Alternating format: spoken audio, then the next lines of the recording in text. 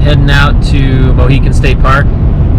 For me, it's about a 2.5 hour to 3 hour drive, so not too bad. It's actually kind of nice. I'm just thinking about the race and listening to podcasts and stuff. It's a good chance to sit and reflect.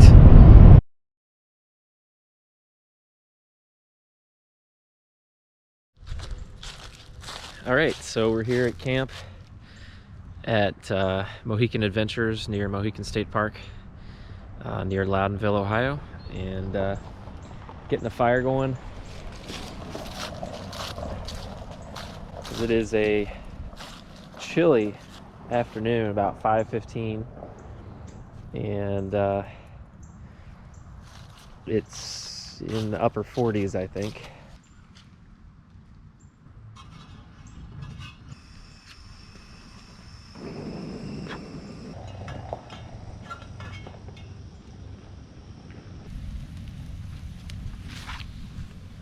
It's a good way to stay warm, I tell you.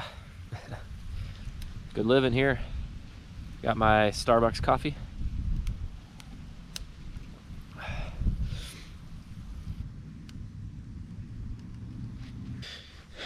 Good morning. It's race day. Pretty excited. It's about 3:30 a.m. Well, maybe 3:45. Mohican 100, here I come. For starters, at the beginning of the race, I was unable to get it filmed.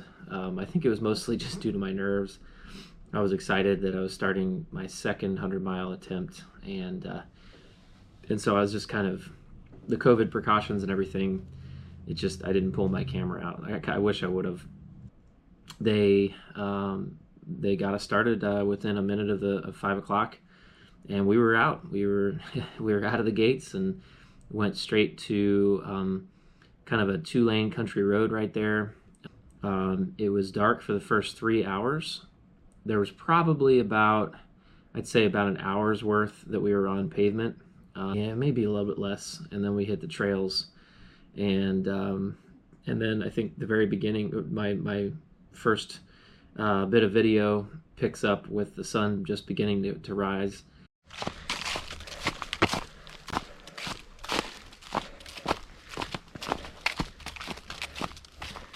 All right, a little mile 14.5 check-in. It's cold, feels good though.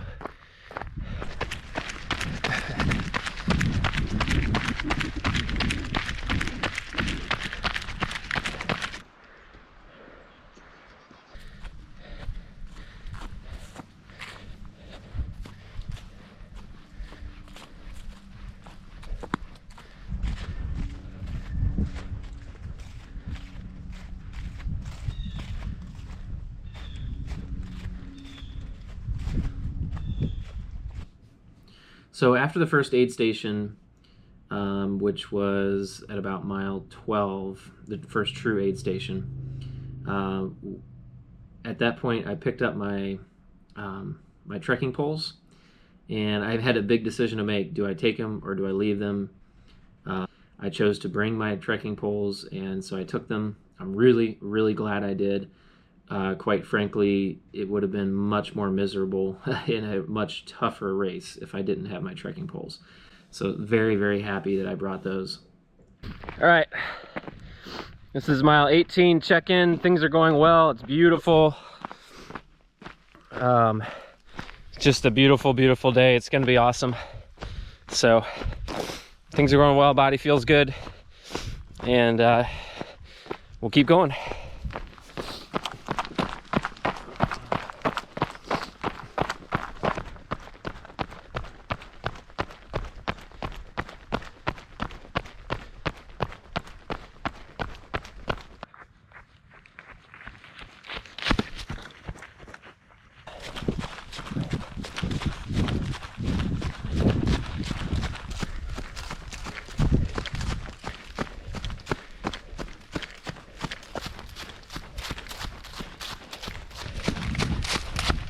Little check in here at 24.6. That's a kind of a cool little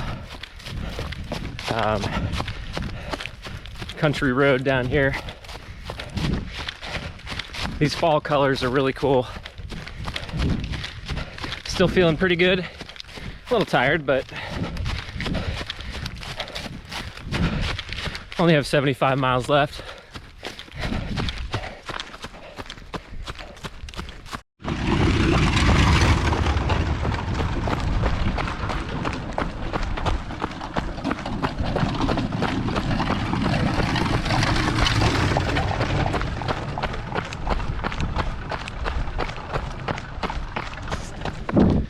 That was pretty cool.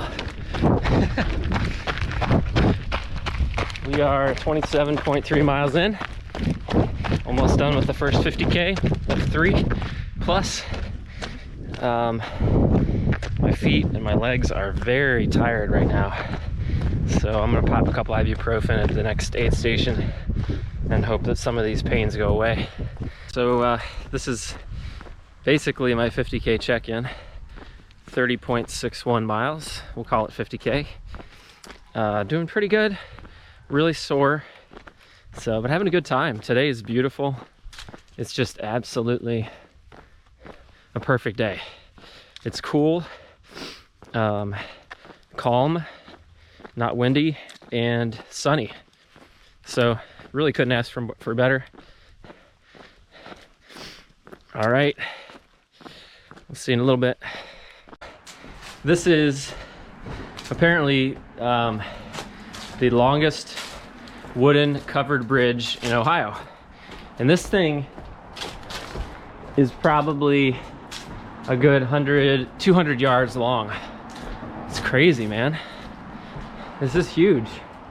I've never seen, forget Ohio, I've never seen a covered bridge, a wooden covered bridge this big in my life.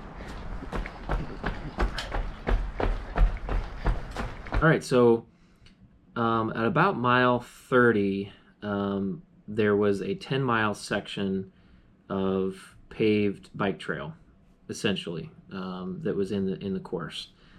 And this section of the race, most people didn't really like a whole lot, but it was necessary this year because they had to reroute the course to avoid the actual public state park because of the COVID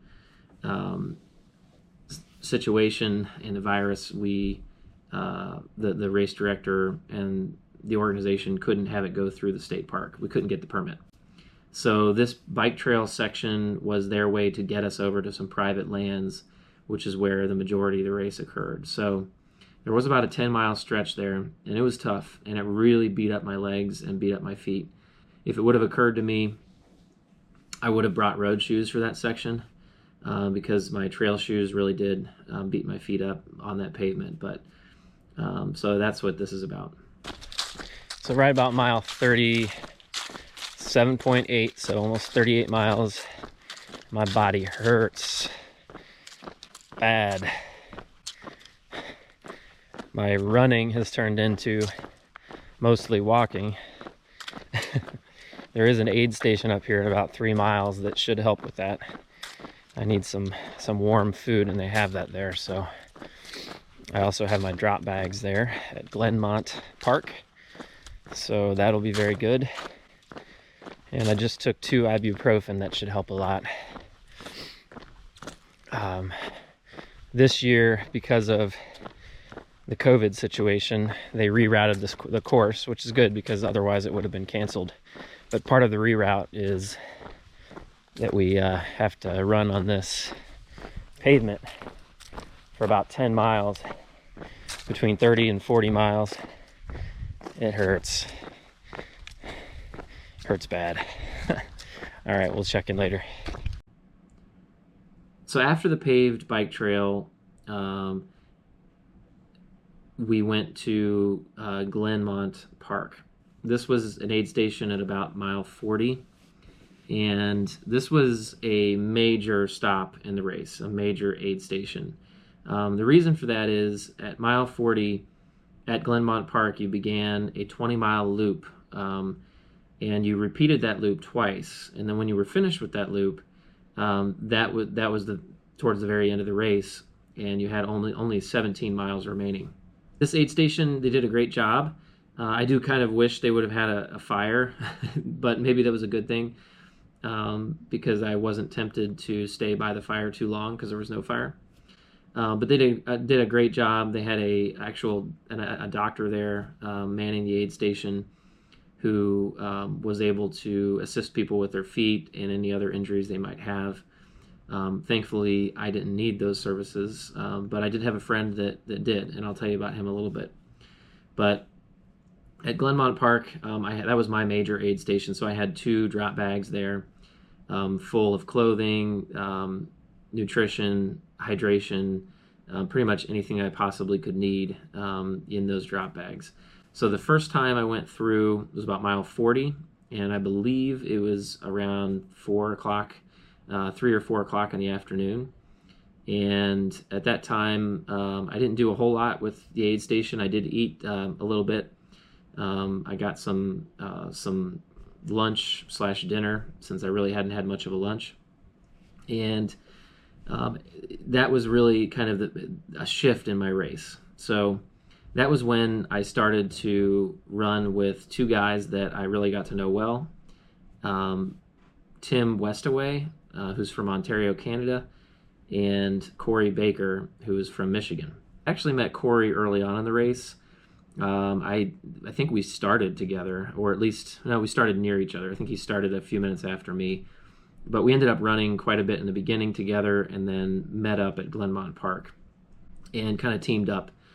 Ran, and every 10 miles I would call to find out whether my grandchild was born.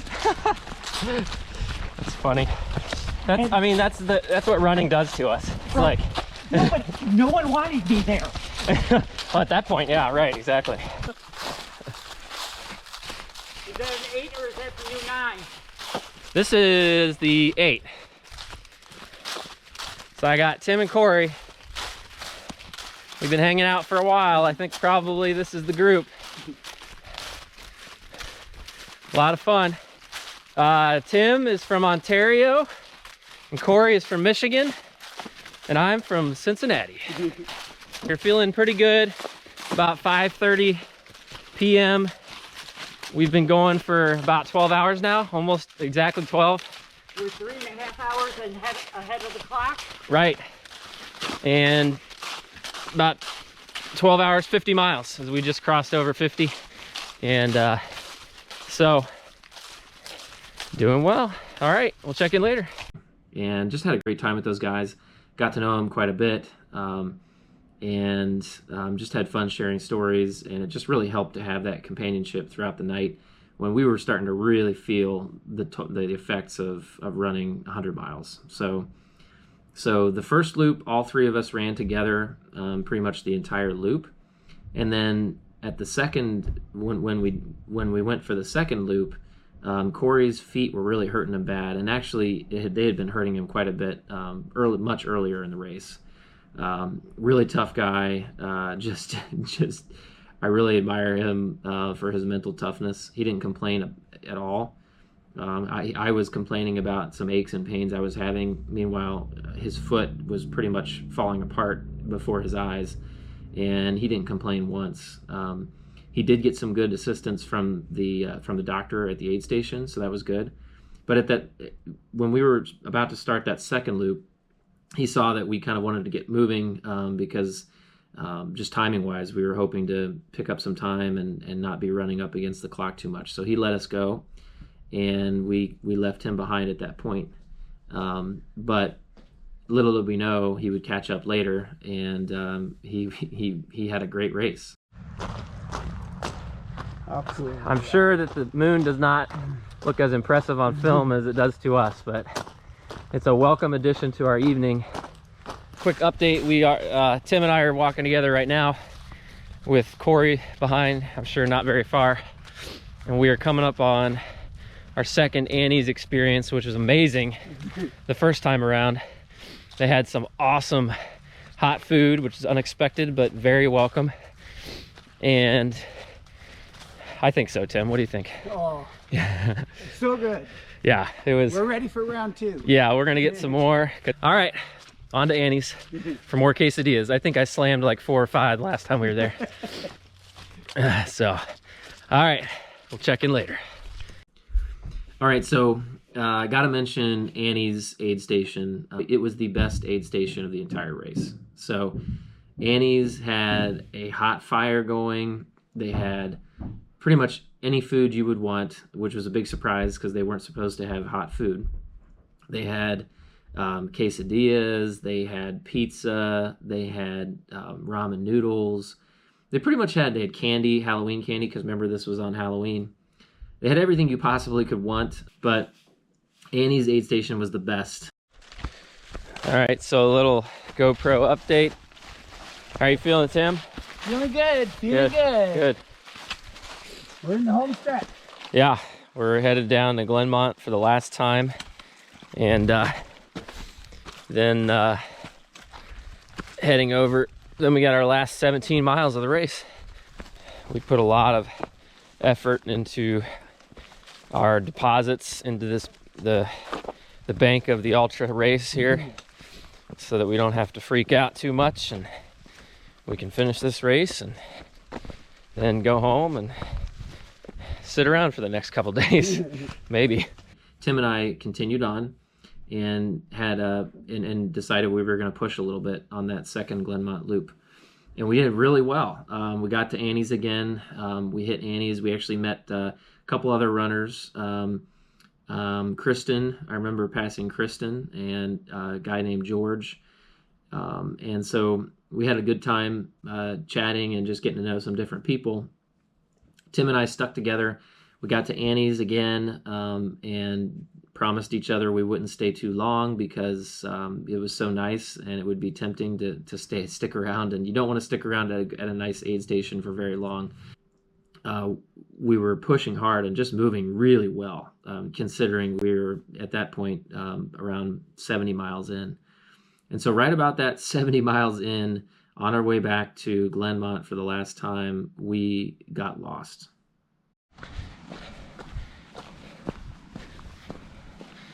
All right, so a little update. We made a wrong turn maybe a couple hours ago and ran a good 3 to 4 miles extra to backtrack and figure out what we did.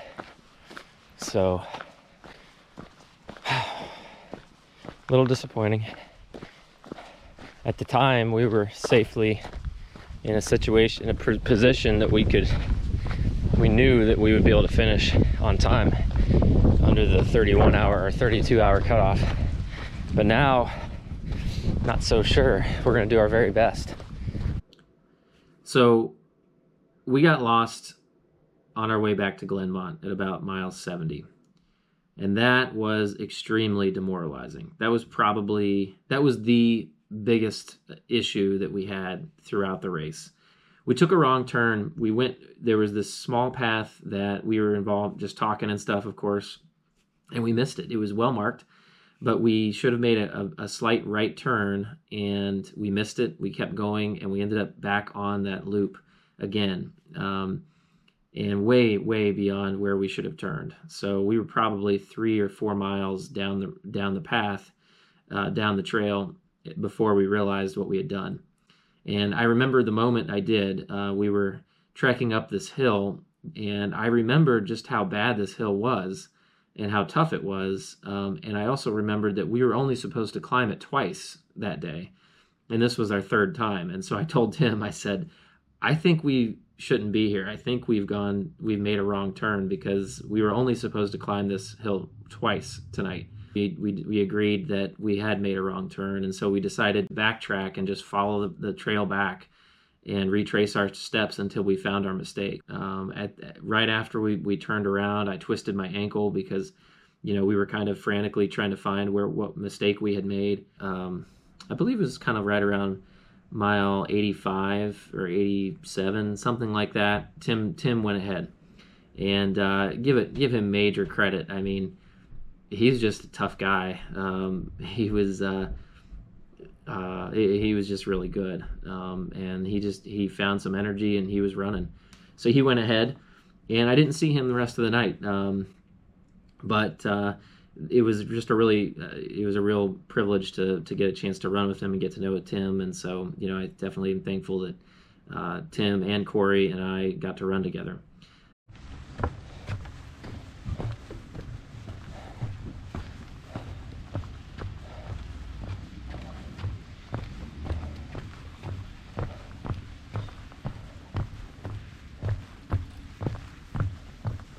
So the rest of the race, I was by myself until I saw this guy coming up on my tail, and it was Corey Baker. He had made it back and was catching me, and I just couldn't believe it. This guy was super tough. His foot was pretty seriously injured, and yet he kept grinding, and he was catching me. So we ran together for another 3, 4, 5 miles, something like that. It was right before the last aid station at mile 93 that I decided to go ahead and push ahead. That's one hell of a brutal climb, I must say.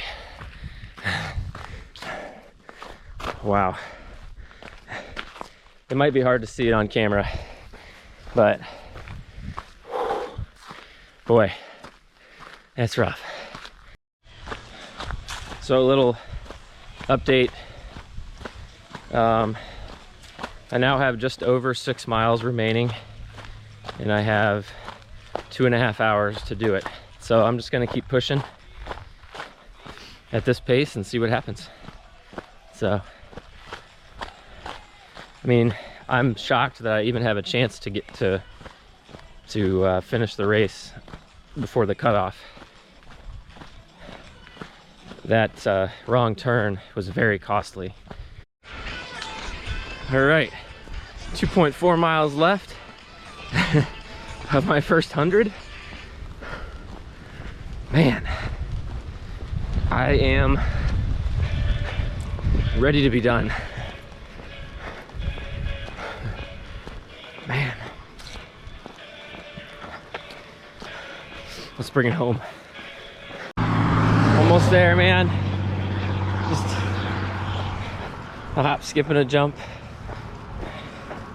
I'll finish my first 100-miler. It's exciting. I got kind of surprisingly emotional about it earlier. Oh, I'm so excited. Gonna check the box here for sure. Wow.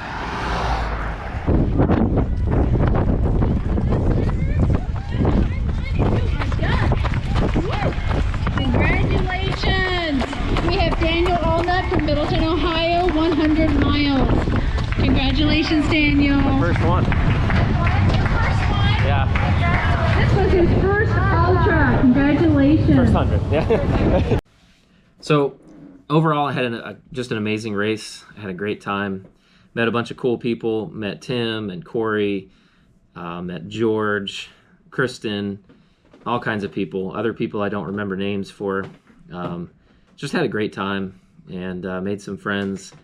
And all of us kind of helped each other get through the race. And it seems like whenever I do these races, that's what it really comes down to, is finding some people that you can hang out with. They can help you know, suffer with you as you're trying to go through the race and trying to meet the challenges that come up. And that's exactly what we did. So I just thank all of those people for helping me get through my first 100-miler. And I'm already starting to think about my next one. We're about just about almost a week after the fact now, and I definitely feel like I'm recovering well. Thanks again for watching, and I hope that it was somewhat entertaining.